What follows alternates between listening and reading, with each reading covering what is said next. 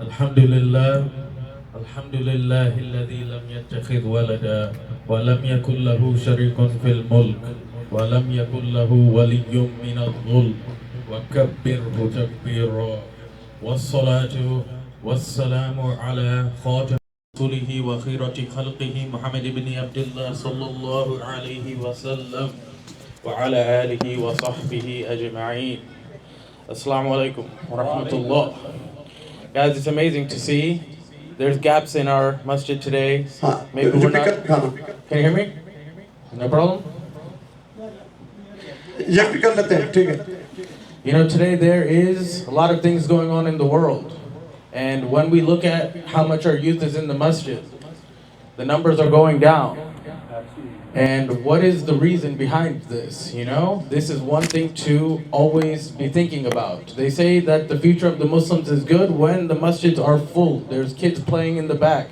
That means the future of the Muslims is bright. You know, we're living in a time you cannot imagine. When I was in the 9th grade, they asked everybody, tell us what age you will get married and how many kids you will have and all of these things. And everybody wrote it down, and we told the class, at 30 I will find my dream partner and we will have 6 kids. My class, the class of 2012, we were the first class. Nobody had married. None of these things had happened. Everything was just something they thought they deserved, some imagination. And you will see that family, tarbiyat, we're in Bab-e-Khadija. This is, why is she Khadija al-Kubra? Why is she at-Tahira?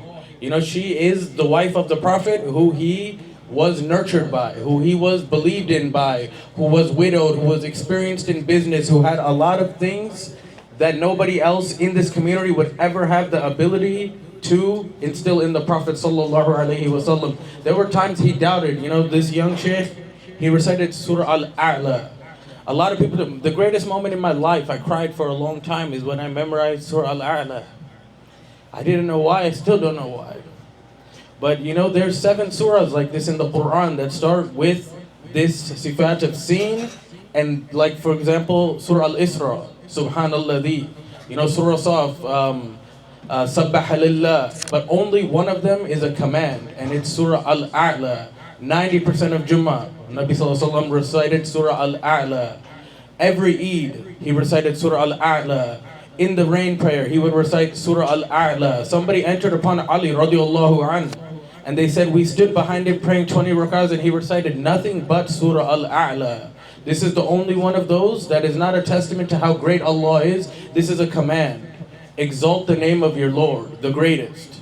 We are commanded as human. And when I first was getting into Islam, and to this day, a lot of people tell me, you know, you were lucky we don't bring up your past. You're lucky that we don't mention what you used to do, as if I should be ashamed of my past. I'm not ashamed of my past. I love my past. My past actually brought me to this point today. The Sheikh Raja Ansar is a great man. My first live speech, I was a bit nervous. I was emotional also. And he told me, you're some kind of young Peter for the future. And he believed in me. This was the first word I had coming off the stage where I thought maybe it went okay, maybe it didn't. And he gave me a very strong positive word. And the other day I had a young Muslim who took Shahada at his hand. And he said, you know what I liked about that guy? Is he told the truth, and he was honest that he had admiration for Shaykh Tahir al-Qadri, that he was just a normal person. He looked up to this person, he ended up meeting him, and based on him expressing that, telling him, you know, you've inspired me. What a great relationship they've developed, and this comes from honesty and paying homage. And today you see this happens very little.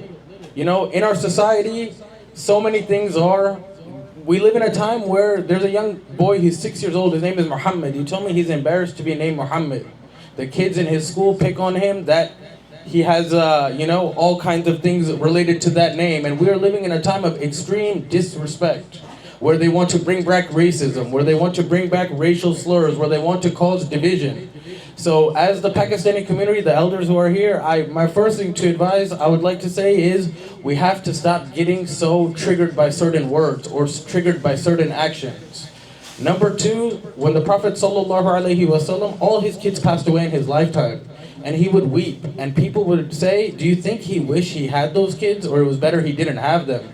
and they heard related from one person to another. The Prophet ﷺ said those few days to have those kids is a lifetime of memories and something to look forward to. The person who didn't have it would never understand. Just like when these great personalities, when Hazrat Ali's wife Fatima, she passed away, he was young. This is the strongest man in the land, a warrior, Al-Haydar. This is my middle name, and this is the lion who strikes and strikes. The greatest general, single combat fighter of all time is Hazrat Ali radiallahu an. And he was the one who lifted this gate of Khaybar, thousands of kilograms. When Fatima passed away, Umar bin Khattab saw him in the street, and he was weeping. And he said, for the first time I saw a tremendous brave warrior scared, looking like a boy. And I asked him, what happened?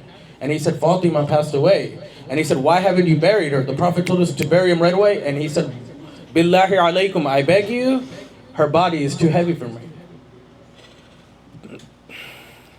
So you got to think, these people, they spent a few years together. Fatima and Ali, he remarried, but in his whole life, every single day he lived in that memory to reunite, to one day be promised Jannah, to have these type of relationships, because time is very short, time is limited. Death comes knocking unannounced, you know? Allah says in the Quran, لَقَدْ أَحْصَاهُمْ وَعَدَّهُمْ عَدَّ. We have enumerated the breath of the humans.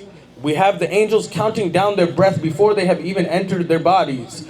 Who has more breaths than who? We don't know. Do we have more than our parents? Do we have less? But Allah has enumerated a countdown going right now, and every breath we are one breath closer to death. The only reality is the present and being in the presence of each other. Why do we have these spiritual gatherings? Why do we socialize? The Muslims are to be around each other, to experience something real. And if you're looking in our society today, there's a lot of terrible things going on with how you could say manipulation, making people feel ashamed, separating people from their parents, making people feel far from Islam. I have people who tell me, you know, I can't go through this process of feeling guilty and doing forgiveness, and I'm a kafir. And you know, it's hard to hear in this time. Their parents are Muslim. Their parents don't know they have left Islam. And why are people leaving Islam? It's because there's extreme amounts of judgment going on. And the Prophet ﷺ told us that the Quran is the healing of the brokenhearted. The Quran does not enter the heart of somebody whose heart has not been broken, shattered, lost children, lost a loved one, lost a business, parents passed away, orphaned child. This is for the brokenhearted, to give them hope and healing. The Quran is the message for the people who have been broken by life. And the life will break you. You know, there's a lot of times we're holding on, we're hoping, and this is the greatest quality of the human. We have hope. We're always looking forward to. You know, everything is a blessing in Islam if you adjust your mindset. And the Prophet ﷺ is tarbiyat. He's teaching people how to live. Like Shaykh Abdul Jalil was talking about in that time, that it was unbelievable how they used to have mannerisms. They would not ever give salam or even kiss their kids. And the Prophet ﷺ never said, wa alaykumus salam. He always gave salam to everybody. The kids who were orphaned and beaten and used as slaves, the Prophet ﷺ would come to them and tell them, one day you're going to be a great general. And they would say, you're lying to us. And he said, no, one day you will be a great general. And he believed in these kids who didn't have parents, you know. One child was being beaten by his parents for making a toy wooden bird. And when he was outcast by his family for doing shirk and being a polytheist, the Prophet ﷺ knew the bird's name and asked him, how is that bird today? How's your bird? That kid was so excited and so happy that the Prophet not only didn't think this was shirk, he knew the name of his bird, this type of emotional intelligence. The Prophet ﷺ would encourage kids, oh, you're very clever, you've now learned Arabic, you've now learned the Quran, I think in 14 days, maybe you can learn the Jewish language. And they would do it based on this challenge and feeling engaged. The way he taught people, the way he didn't exclude people. A gay person, billahi alaykum, I'm telling you, could sit with the Prophet ﷺ and he's not viewing them as this. The Prophet ﷺ never hated anybody, he hated what you were doing. It's totally different. Today, sometimes these kids feel like their parents hate them. No, we don't hate you, we love you. You're our kids, you're our brothers, you're our sisters. We hate what you're doing. We hate that you're smoking in the streets. We hate that you're doing these things with these types of people, but we love you. And this message is being forgotten through being stubborn. And in our life, you'll see the prophets, the Anbiya, all of them, especially the major ones. What are they doing in their life? They're begging for children. You know, Zachariah, إِذْ نَادَاهُ نِدَاءَ رَبُّهُ خَفِيًّا. Ibrahim, he thanks his Allah at year 120 about of his life that Ishaq and Ismail were given to him to carry on this religion. Musa alayhi salam never had kids. You know, Isa alayhi salam never had kids. We're seeing Yaqub crying until he's become blinded. The trial and tribulation that's coming with kids, sometimes we forget that we even have kids. We're putting them to these standards and this. A lot of people will never have kids. The blessing of having a kid. You know, there's a sheikh from Al-Azhar, Sheikh Hafiz Muhammad Munir, and his daughter is severely having some type of disabilities or challenges. And he told me that this is the greatest blessing he's ever had. You know, and I knew he meant it. And this was something amazing. People look at this as a burden today. We might not ever have a chance to have kids. We might not ever have a chance to get these blessings. So we shouldn't push our kids away. We need to love our children. We need to bring them back to Islam. We have to stop judging them, because Allah says in the Quran, and this is the one whole concept, you know, Sufism, Tasawwuf. The great Sufis have said that there are prostitutes holier than the virgin. There are prostitutes holier than the virgin. And what is the meaning of this? That there are women, they're fully veiled. They're doing all kinds of ibadah. Their family is so proud. Our daughter, she's fasting. She memorized the Quran. But when they talk about other people, oh, don't hang out with that family. They do this. Don't hang out with that family. They don't pray tahajjud. And they are feeling superior to people. And this is not Islam. This is the path of Shaitan, who felt he was superior to Adam. You must know and be humble. Be level with yourself. Be real with ourselves. You know, today we're living in a time where people want to say that, oh, your past is a horrible thing. My past is a great, great thing, you know? When I was young, I got into lots of trouble. And, you know, these places that we get into trouble, Sayyidina Yusuf would used to go to. And they said that when he left these areas, they called it the Madrasa of Yusuf. And why? Because the truth would come out, first of all. We would all say why we're here, what we have done. The truth will first come out. This is the first miracle. And he said, you will find people in the dungeon. They are physically chained. They will never leave the dungeon. They will die in the dungeon. But mentally and spiritually, they are free. And most people on earth, they are free physically, but mentally and spiritually, they are in the dungeon. Blessed are the people of the Madrasa of Yusuf. And it took this name. It became the school of Yusuf. It didn't become juvenile. It didn't become jail, because these people related to somebody who was happy to be there for not doing zina. You know, the prophets are ma'soom. But all of us humans, we are totally sinful. We make lots of mistakes. And when kids feel like we can't relate and people are so holy or so pious, they won't even tell you the real problem. They will make some stuff, hey Sheikh, this, I know somebody who's, and they're going to titter-tatter. But when there's transparency, like Shaykh Wasim Sadiq gave me from the beginning, and many inner city kids who have different backgrounds, they are black, Hispanic, white, they felt transparency to this personality. We could tell him the truth of how bad our situation was. Tell us what he'll say then. And it's one thing to guide people in the right way, and sometimes it's another thing to just have advice, have the answers. And almost all of these personalities I thought would never accept Islam, who used to make fun of Islam, who used to think this was something crazy. They're sending me text messages saying it's Fajr time. How do I pray? Which way do I? And this is because of Shaykh Wasim Sadiq. And all these things going on in Islam, we don't know these personalities personally, Ali Hazrat, Ibn Taymiyyah, but I know Shaykh Wasim Sadiq in person. And I can't say that I'm the most studied and hardcore Braillevi, because I didn't know about him and every fact of his life, but I'm following this Shaykh who's in my real life, and we all need links to go back to who? The one who taught us how to live, the one who gave us the guidelines, the one who taught us that emotions are the true superpower of the human. You know, today they tell us to turn our feelings off, be depressed, just work, get divorced, don't worry about it, just keep pushing, just keep pushing. No, the Prophet ﷺ had a time to be sad and cry. He had a time to be angry and what he was angry about. He knew how to express his emotions, and emotions are something amazing Allah has given his most favored creation. When he sent us down, he didn't say that we sent Adam to jail. He said, I put my Khalifa on your earth. You know, my Khalifa. The angels made sajda showing that we are superior. People who do sihr and magic and these types of things, why is it such kufr? Because they have made the jinn superior to the human, which was never to be. We are Allah's most beloved creation, and Allah says, Ar-Rahman, Allama al-Quran. He taught the Quran before, Khalaq al-Insan, Allamahul Bayan. They are the only people who have sophisticated speech. We can make lies, we can make stories, we can do this. And inside our speech, inside our words, how we treat each other, you know, it's time to bring people back, because death is coming. to each and every one of us. And the Shaykh always says, I took this by choice. There was no choice. It was suicide on the horizon at a very fast pace. I used to text my father when I was having all the success they told me this world would be about. I got it all. Everything they told us. The cars, the jewelry. I was living in a penthouse on the 50th floor in Hollywood. And I remember I wanted to jump off or take drugs to kill myself. I had any choice of whatever supermodel there was, all the cars available, and I was realizing that nobody is here for me. They all want what is around me. Every one of these people could cut my throat at nighttime. Nobody cares about me. I would send my father a message, I'm going to do suicide. And my father would tell me to wait 2 minutes. And he said, I prayed 2 rak'ah nafil. If you're going to do it, do it. And I would say, what, this guy is crazy. But what kind of faith they had and what type of hard times I was putting them through. I was at the verge of wanting to kill somebody or kill myself. It wasn't a choice to become Muslim. They say submit or get submitted. This religion, you will submit willingly or you will get submitted by life. And I got to that point where I got everything. And there's an ayah in the Quran that this dunya is mata'ul ghurur. It's not even enjoyment. It's the delusion of enjoyment. You think you will have fun. You think these things are going to go the way you want and you're going to be a king on a party. But really you're going to be miserable, crying, calling your dad, telling you want to do suicide. Wearing thousands of dollars worth of clothes and people don't have food to eat.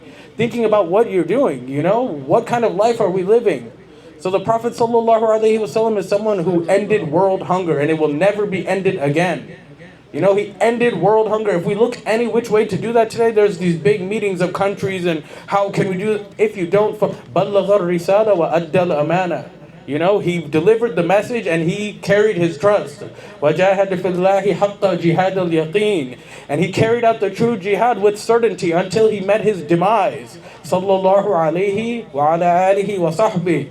He is an amazing personality who believed in every single person. He gave you hope. He never spoke with a downward way. The Imam Sharif is something amazing. I used to wear it often. And I got very nervous when there's hadith where the Prophet ﷺ says the one who is wearing that is hadaya. The one who is wearing the imamah, look to him for guidance. And if he betrays you, all of his sins will fall on you. There were people he would prohibit from wearing this imamah. And it's an amazing thing. Everybody in this community who's wearing Imam Sharif today, they are that. These elders that we have in our community, and they made an effort to get back to somebody like me at the lowest point of my life. They didn't turn me away. Shaykh Raja Ansar continuously has conversations, treated me like I was some type of student or scholar, and gave me dignity before I deserved it. They treated me like humans. And these are the people who changed my life. MashaAllah. So, I just want to... Amazing. It's amazing, but I just want to finish on one point. There's a war going on. Every single day, Shaitan wants us to do shirk or kufr. This is going on every single day. There's a battle against ourselves. And if he can't get to you, Allah says in the Quran, فَدَلَّهُ مَا بِغُرُورٍ about Shaitan. He does it not at one time. He pulls like the well bucket, slowly. In the story of Samiri in Surah Taha, it's at the 40th day have they built this calf. Not on the first day when Musa goes to get the commandments. On the 40th day they constructed the calf slowly, but Musa's not coming back. He whispers slowly. So when we start giving things up about our religion, our identity. When I first decided to become Muslim, why did I want to wear these clothes publicly? Because of all the things I saw my mom go through in this country, wearing hijab, getting bullied, getting restricted, and just today, wearing Muslim clothes outside, they have a problem with you. But we are the men, we are the people of this religion. If you're going to have a problem, have problems with us, not the females. What type of great females we have in our community who wear hijab, going out to society, there's a target on their back every day, for the sake of Allah subhanahu wa ta'ala. We have a blessed, great people, and this is the nation of memorization. And this war that is going on, always remind yourself, every single day we need to make sure that we're not doing shirk, we're not worshipping things of this world, looking to celebrities. Sabbi hisma rabbikal a'la, exalt the name of your Lord. Exalt it, meaning put it on your platform. And I remember thinking, nobody is putting this on their platform, their Instagram, their Facebook. Allah is not on it. Cristiano Ronaldo's on it. That is on it. But remember, this is a command from Allah. And when Ali radiallahu an was in prayer, he used to say, Subhana Rabbi Yal A'la, and they said he has invented something in this religion. And they came to the Prophet sallallahu alaihi wasallam and they said, how dare you accuse the first boy of Islam to ever invent something in this religion. He took it from the first ayah of Surah Al-A'la. Sabbih isma rabbikal a'la. This surah is enough to be in our salah. This surah is something tremendous, amazing. He had destined and then guided. Whatever in my life has happened, I've been great to have it, and I'm glad that he sent this guidance through Shaykh Raja Ansar, through Shaykh Wasim Sadiq, through my uncle Muhammad Munir Chaudhry, through Hafiz Muhammad Munir, Shaykh Jami, every single person in this room, because Allah knew this was going to happen. Just like the Prophet Sallallahu Alaihi Wasallam, in this place where the first ever mahfils ever happened, where did they happen? In the home of Khadija al-Kubra, al-Tahira. We're in Bab-e-Khadija, the doors of Khadija, mashallah. What a name this is, what a great place this is. And in those meetings, what was it that she did when he didn't know? He was so scared. Am I the final prophet? She told him, of course you are. She made this belief, this idea, she totally calmed him and said, you must be. You're the greatest person I've ever met. You're Sadiqul Ameen. You know, Al-Mustafa Al-Mukhtar. You know, these names, these sifat of Muhammad Sallallahu Alaihi Wasallam, it's unbelievable. It's haram to ever say someone is Ar-Rahman. But Allah describes Muhammad Sallallahu Alaihi Wasallam with his names. وَكَانَ بِالْمُؤْمِنِينَ رَحِيمًا. You know, Allah says in the Quran that if you make salawat on this name, Nur, in the Quran there's only one light. And there is so many darkness. Zulumat, it's plural. Pornography is zulumat. Crime, murder, drug addiction, this is all darkness. But there is only one light. And if you make a salawat on the Prophet Sallallahu Alaihi Wasallam, Allah says, هُوَ الَّذِي يُصَلِّي عَلَيْكُمْ وَمَلَائِكَتَهُ لِيُخْرِجَكُمْ بِالظُّلُمَاتِ إِلَى النُّورِ وَكَانَ بِالْمُؤْمِنِينَ رَحِيمًا. Just from this, Allah will bring you from any darkness to the light. Salawat. I'll finish with just one final story. Quick one. There was a great scholar, Sufyan al-Thawri, the most learned man of his time. He went to Hajj. He thought he needed to push his father to do Hajj. And his father went with him to do Hajj and passed away on the first day. And his face became distorted and black. And Sufyan al-Thawri was complaining to everyone, my father has disbelieved. Why has his face turned black? And that night he had a dream that the Prophet Sallallahu Alaihi Wasallam came. And he said, Ya Muhammad, are you the Nabi Muhammad? And Muhammad Sallallahu Alaihi Wasallam didn't look at him. And he said it again, oh Nabi, why won't you recognize me? And Muhammad Sallallahu Alaihi Wasallam didn't look at him. And the third time he asks again, and he sees Muhammad Sallallahu Alaihi Wasallam go to his father's face. And from black, he turned it into extreme brightness. And he said, the one that you criticized about religion, every single day, not from jahr, not from out loud, he used to make salawat on me. Did you think I would leave him behind? Did you think you had right to criticize? The one who would be working, making food for you, getting things so you would be where you are in life, who was doing salawat and you didn't know about it? Did you think I would forget about him? Today I'm not impressed with you. And he never had another dream of the Prophet ﷺ in his life. And he was so motivated by this, not knowing what's the true reality after that moment. It's an amazing thing, you know, getting to know the Prophet Sallallahu Alaihi Wasallam. This was just the one thing. I used to be Muslim. I grew up on Islam, but why did it never click? We didn't understand how big the personality was. And thank you to everybody who had me here today. They helped me, and they still are helping me understand what a great personality this is. And we can never, always remember, we can never go back to Sahaba. We can never go back to great scholars. We need to connect to people who we believe are righteous. We need to connect to our community leaders so they can lead us to what they follow. And follow this chain. Follow this chain, because nobody can do it alone. This is something where you need a way in. You need a way to the party. And when it comes to Milad, Yawm al-Qiyamah is Milad an-Nabi. He goes to Maqam at Mahmud. Every single day is Milad an-Nabi. The whole world is Milad an-Nabi. When you go to Jannah, if you don't put this name Muhammad above your head, you will not enter. Every door says, La ilaha illallah Muhammadur Rasulullah. If that name is not exalted above your head, don't think you're going to enter the great party. And what are we celebrating? Muhammad Sallallahu Alaihi Wasallam. When the angels came to him, this is my closing statement, they said, do you want to be the greatest king of all time? Malik and Nabiyya. First came the extreme Malik. Or do you want to be Abduhu wa Rasul? Like that, before Jibreel had finished, he said Abduhu wa Rasul. And this is of the personality of the Prophet Sallallahu Alaihi Wasallam. Someone who was so humble, chased the afterlife because we would get it together. For no other reason, we would be there together. He says, when he was crying, I miss my brothers. And Umar bin Khattab said, are we not your brothers? He said, no, my true brothers, the one who never met me. They never saw me. They heard as something relayed of that I said, and they believed in me. They were in the more tough times of life holding on, when it was like holding on to a cold. They never got to see me like you guys. Those are my true brothers and my true lovers. Subhanallah. So this is our religion, and know that if you do not love Muhammad sallallahu alaihi wasallam more than your own life, more than your parents, your religion is not complete. And this is okay to struggle thinking about, because Umar bin Khattab is the one who had these struggles. And the Prophet sallallahu alaihi wasallam said, your Islam will never be complete until you love me more than anything. And any dua without my salawat before and after is stuck. Bayna as-sama wal ard. This is really the chief of all chiefs, Muhammad sallallahu alayhi wa sallam. Subhanallah, what a great master we have, what a great leader we have. Be proud of him, represent him. We have the greatest people of all time, the companions. There's one hadith, it's weak, but I love it and I believe in it so much. Follow any one of my sahaba, they're like the stars, they will lead you to the light. Any one of them, choose them. They're the greatest people of all time. Thank you for your time. You know, it's amazing. It's great to be here. Thank you for having me, Shaykh. And we love you. We love these kids. We love our brothers, our sisters, our kids, our fathers, where we're not speaking and we're doing these type of things and have all types of distance. Bring them back. Forgive each other. Life is short. You know, we'll all be returning to Allah, inshallah, bi'idhnillah. Assalamu alaikum.